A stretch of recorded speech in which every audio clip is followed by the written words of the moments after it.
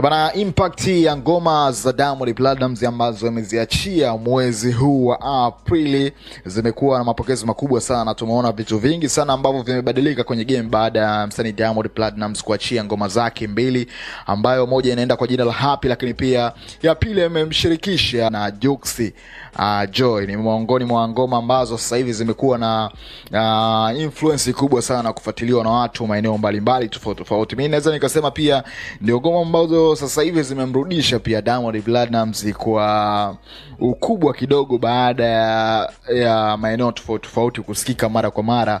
So watu wengi walikuwa wanauliza sana kwa nini ngoma ya Joy imekuwa bora sana kuliko ya Happy ambayo ameimba Diamond Platnumz mwenyewe. Sasa majibu ni haya hapa. Tunafahamu kwamba ngoma ya Diamond ya Joy imemshirikisha Juksi, ambaye tunafahamu Juksi ni miongoni mwa watu wa karibu sana ambao wamefanya ngoma kadhaa na msanii Diamond Platnumz. Of course naweza nikasema pia na chemistry yao pia imekuwa bora sana kila wakati wakiwa wanafanya ngoma.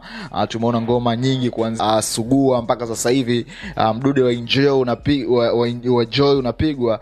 Ni kitu ambacho ni engagement ambao wameiwekea wao wenyewe kwamba wakifanya pamoja ni kwamba vitu vinakuwa vizuri zaidi. So na hivi karibuni pia Jux alikuwa na mahusiano au alitengeneza mahusiano na mdada kutokea Nigeria, na watu wanadai kwamba Diamond aliona mbali, ndio maana ikawa sababu pia ya kumvuta Jux kufanya naye collaboration ili iweze kuwa ngoma yake na impact kwenye upande wa Niger kule Lagos. So na namna ilivyofikiria na ndio ilivyokuwa. Tumeona sasa hivi ngoma yake inachezwa sana kule kwenye platforms, blogs za Nigeria, na sasa hivi imekuwa ni most of song trendy. So bana, akimbilia kwenye namba 1, kwa hiyo sio mchezo sana. Lakini pia kwenye account ya Diamond Platnumz tumeona pia collaboration ya mastaa kubwa sana kutokea Nigeria kule collaborate muziki wa Enjoy wa kwake Juksi pamoja na Diamond Platnumz, na hii ndio ina maana ya kwamba ngoma kwenda kimataifa zaidi. Na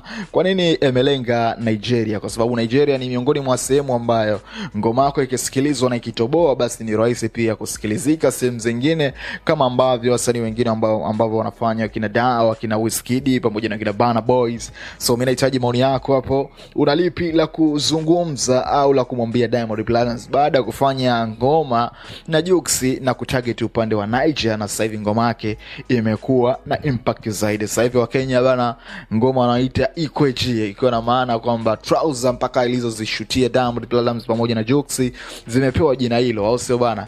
Hii ni Bongo Plus TV. Angusha maoni yako hapo, utakuwa umetisha kinomanoma kwa hichi ambacho tunakizungumza hapa mimi na wewe.